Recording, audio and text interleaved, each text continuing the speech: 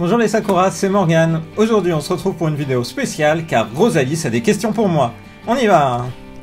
Alors, 5 questions sur ta vie de chercheur confiné au Japon à la Golden Week. Première question. Morgane, tu es chercheur en bioinformatique. Actuellement, où en es-tu? Cherches-tu ou rédiges-tu? Alors, cette question elle est liée au fait que dans la recherche il y a plusieurs phases. Il y a des phases où effectivement on est à la recherche de nouveaux, en tout cas dans mon domaine, nouveaux algorithmes, de nouvelles méthodes d'analyse. Et puis il y a des phases où il s'agit de présenter les travaux qu'on a pu arriver à obtenir et écrire des papiers, des publications pour des conférences scientifiques ou des revues scientifiques qui sont soit nationales, soit internationales et relues par les pairs. Et donc, actuellement, il y a pas mal de deadlines de conférences internationales qui se tiennent maintenant.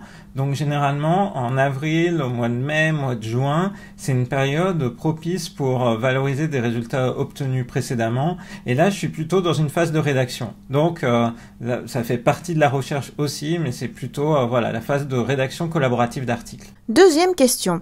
La soumission d'articles validés par les pairs est importante en recherche, donc. Qu'en est-il des deadlines en cette période de coronavirus en particulier? C'est vrai que l'évaluation par les pairs, c'est-à-dire le fait que les articles, les contributions qu'on soumet sont relus par 2, 3, 4 personnes dont on ne connaît pas l'identité, donc qui peuvent être objectives et critiquer de manière constructive les articles pour dire ça c'est une contribution notable qui mérite d'être publiée et d'être présentée à telle conférence ou à telle revue, et telle autre contribution est un peu faible et mériterait d'être reprise. Donc ça fait partie des éléments qui valident véritablement les résultats qu'on obtient. Il y a beaucoup de discussions sur la manière dont ça pourrait évoluer, mais en tout cas, je pense que même la période actuelle montre combien cette évaluation par les pairs, elle est importante pour, on va dire, positionner la validité scientifique de résultats. Et donc, les conférences internationales auxquelles on soumet, elles ont généralement une deadline annuelle. Et cette deadline, bon, on va pas se cacher que vu la situation, il n'est pas dit que les conférences qui se tiennent habituellement en été, en septembre, en octobre, puissent se tenir comme classiquement. Donc clairement, je pense que quasiment toutes, voire toutes les conférences seront en mode en ligne. D'ailleurs, c'est le cas d'une conférence comme Petrinet sur les réseaux de Petri, qui était mon domaine de thèse, qui va se tenir purement en ligne en juin. Donc les deadlines ont un tout petit peu bougé, les échéances, mais pas tant que ça. C'est-à-dire il y a eu des extensions, soit de 2 semaines, soit de 1 mois. Mais pour la recherche en informatique et pour tout ce qui est plutôt théorique, on voit pas trop d'évolution des échéances. C'est un petit peu comme si le monde avait continué. Par rapport à la recherche, il faut bien voir que ça dépend vraiment du domaine auquel on s'intéresse. Il y a des domaines, par exemple dans le domaine mécanique, génie civil, ou alors dans la biologie, où forcément le confinement à travers le monde a forcé à suspendre les expériences, voire à complètement arrêter les cultures de cellules dans le domaine de la biologie ou autre. Donc ça va mettre du temps à être réactivé. Donc ça dépend vraiment de son champ disciplinaire. Troisième question qui concerne l'actualité au Japon, cette semaine en particulier. La fameuse Golden Week a commencé au Japon. Peux-tu expliquer son principe pour la société japonaise? Alors, la Golden Week, c'est vraiment un des 3 moments privilégiés pour les vacances pour les Japonais.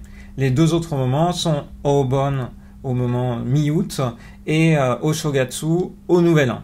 Donc la Golden Week, on se fait l'image d'une semaine complète de vacances. C'est à la fois vrai et faux. C'est en fait plusieurs jours fériés qui ont lieu dans un temps rapproché.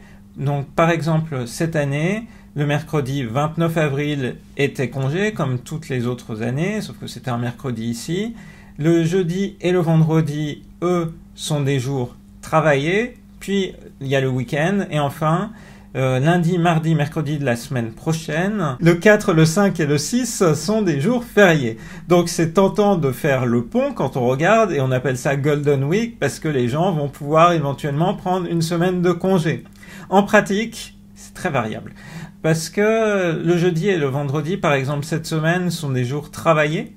Et moi, la première fois où je suis venu au Japon dans le cadre du travail, j'avais cette image-là, la Golden Week, c'est une semaine de congé, je vais enfin pouvoir me reposer. Et mes collègues japonais ont mis des réunions pile au moment des jours non fériés. Donc ça dépend vraiment des entreprises, vraiment des structures, vraiment des personnes avec lesquelles on travaille. Et parallèlement, les Japonais ont cette image de beaucoup travailler, de peu prendre de vacances. C'est attesté par des chiffres que je recherchais encore hier soir. En fait, les Japonais, quand ils démarrent leur premier travail, ils ont 10 jours de congé annuel. Puis avec de l'ancienneté, ça augmente. En moyenne, les salariés japonais pourraient prendre 18 jours de congé annuel. Mais en pratique, il n'en est rien. Ils en prennent 9 en moyenne, malgré les initiatives du gouvernement pour dire aux gens de prendre des congés. Il y a un tout petit peu plus de jours fériés au Japon qu'en France, cela dit, ce qui sans doute sont des soupapes nécessaires de repos. 4e question. En tant que chercheur français invité au Japon, tu ne prends donc ni les vacances françaises, ni les congés de la Golden Week ? Ah, c'est un peu compliqué. Donc j'essaye de prendre les congés de la Golden Week, mais pas vraiment la Golden Week au sens semaine complète. Mon collègue japonais, par exemple, il a beau être en Golden Week, il m'a envoyé rien que 3 ou 4 mails hier, donc qui étaient en plus un jour férié. Donc ça c'est pour situer. Et puis en France, il n'y a pas de période de vacances. Il y a certes le 1er mai qui est férié, donc à ce moment-là, voilà, il n'y a pas de sollicitation de la France, mais c'est un peu difficile. Alors je lève le pied, mais c'est pas facile de prendre des vacances complètes effectivement à ce moment-là. 5e et dernière question, celle qui brûle toutes les lèvres, celle qu'on te pose sans arrêt. Es-tu quand même satisfait de faire de la recherche de l'autre côté de la planète malgré le confinement mondial ? Oui, parce que déjà, cette période de confinement, c'est un moment donné dans l'expérience qu'on a depuis le mois de janvier auquel on est arrivé. J'ai fait beaucoup de réunions présentielles, beaucoup de choses qui ont pu être entamées à partir de janvier-février. Donc je suis à un stade où de toute manière, en avril-mai, c'est plutôt une phase en termes de recherche où on écrit des articles. Et pour écrire des articles, il n'y a pas vraiment besoin de rencontrer d'autres personnes, d'avoir des points d'interaction, par exemple en visio. Là, mardi, j'ai fait une visio de 3 heures avec Tony, un docteur qui est invité au labo et avec qui on travaille ensemble sur nos problématiques. Donc, tant qu'il y a ces points de synchronisation à la fois en visio ou par mail, bon, il n'y a pas de frustration. Je suis assez content des différentes étapes qui sont arrivées jusqu'à maintenant par rapport à ce séjour. Et puis pour le reste, on a le fait de vivre au rythme japonais, à la fois sur le même fuseau horaire, et puis d'avoir des supérettes accessibles pour aller faire ses courses sans stress, parce qu'il faut le dire, en tout cas au cœur de Tokyo où on est actuellement, il n'y a vraiment pas de stress quand on va dans les supermarchés faire ses courses. C'est quand même... ça libère l'esprit par rapport à d'autres situations ailleurs dans le monde. Donc moi, non, j'ai pas de frustration. Je trouve que, étant donné la situation actuelle, je peux bien continuer mon travail malgré tout. Merci d'avoir répondu à ces 5 questions. Le mot de la fin pour toi. J'espère que cette vidéo qui revient un peu sur mon travail en période de confinement au moment de la Golden Week vous aura intéressé, notamment aussi cet aspect culturel de la Golden Week qu'on n'a pas véritablement en France. On a les ponts. On a des ponts du mois de mai, mais on n'a pas cette idée de semaine. Et moi, c'est vrai que je m'étais vraiment fait avoir les premières fois où on était venu. Je m'étais dit, c'est vraiment une semaine où tout le Japon ferme et autres. Et c'est plus compliqué que ça, en fait. C'est surtout dans l'enchaînement de 3 jours de congé tout début mai où vraiment il y a des choses qui ferment et il y a un ralentissement de l'activité. Mais bon, globalement, je dirais que c'est un peu comme pour les tramways ou autres.